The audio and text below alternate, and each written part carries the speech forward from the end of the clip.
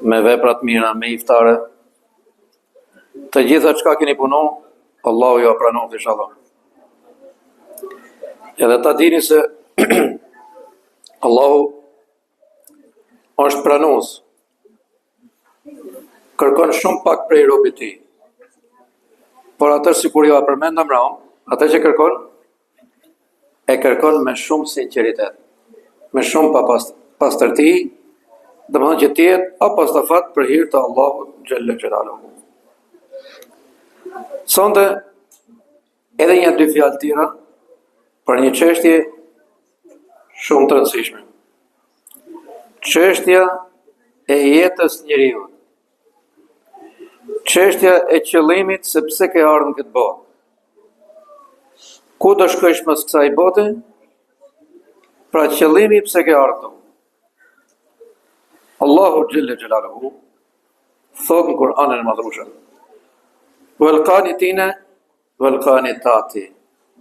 Adhurues, edhe adhuruese, gra, pra burra dhe gra, janë të falur tek Allahu dhe kanë shpërblim të madh. Ky është premtim prej të madhit Zot. Por unë desha me shumë pak fjalë që ju ta dini çka është adhuruesi. Çfarë do të thotë adhurues? Allahu sjell një ajet tjetër dhe thotë: "Bindjuni Allahut, atiullah wa atiur rasul." Bindjuni Zotit dhe bindjuni dërgomit të Zotit. Çfarë është adhuruesi? Çfarë janë ky grup njerëzish, burra dhe gra që do hyjnë në xhenet? Për shkak të adhurimit. E para që ti jesh adhurues, do të jesh i bindur se ka Zot. Ekziston Allahu. Nëse e ke këtë bindje, që e ke fitu mase pashku në xhami hiç, duke nejtë ati ke shpeja jote, duke meditu, kështë duke u mendu, por kjo botë nuk qëndron kot, do ta ketë një krijues. E kush është ky krijues?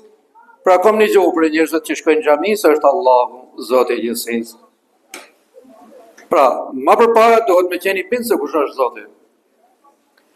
Ekziston Zoti. E dyta më u bit që ne na ka sjell Allahu këtu.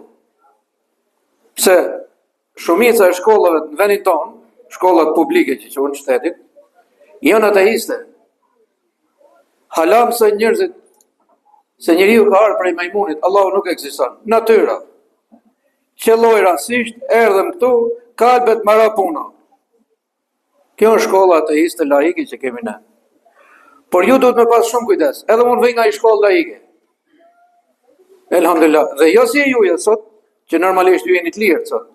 Shkoni aty, për shembull i thuaj s'do të marr pjesë ke ora e mosbesimit. Ke ora ateizmit, s'do. Ta ngjoj sepse unë jam besimtar.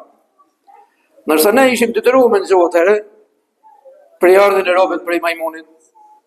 Pra mosbesimin, me ngjujë të gjitha me detyrim, me forcë, elhamdulillah. Po kush na ndihmoi? Ama kishim një bindje që këtë librat e botës po të shkruheshin, nuk ne mushin men se kjo dynja që Allah ka qëllu këtë, rastësisht. Pra ne dhe ju, t'jem të ri, vajzat reja, për ta marrë këtë status të shpëtimit tek Allahu xhelle xhelaluhu, duhet më përpara me besu Zotin. Dhe mos i të besosh Zotin, atëherë me fillu adhurimet. Çka janë adhurimet? Adhurimi është çdo lëvizje juaje që bëhet për hir të Zotit. Për shembull, fal namaz, bin sejdë, ky quhet adhurim. Agjen Ramazanin, ky quhet adhurim. Beson se Zoti është një, ky quhet adhurim. Beson pejgamberin sallallahu alaihi wasallam, ky quhet adhurim. Ju ke bind Allahu xhelle xhelalu. I beson melek të Zotit, ky quhet adhurim. Të gjitha çka mendoni që janë sakta nga ato që i keni dëgju, këto janë adhurues dhe adhuruese. Po tjera çka është adhurimi më? Çdo lëvizje që e bani. A shkonin punë? Përse shkonin punë? Me fitu tjerësën e ballet për familjen e juaj. Vallahi është adhurim. Vjen një njeri para pejgamberit sallallahu alaihi wasallam, edhe po heste me vrap. I thënë shokët, sahabët pejgamberit sallallahu alaihi wasallam, thonë, ky njeri sikur të heste në rrugë të Zotit, kështu siç po hes me vrap për çku ke puna. Ai tha, vallahi ky është rrugë të Zotit,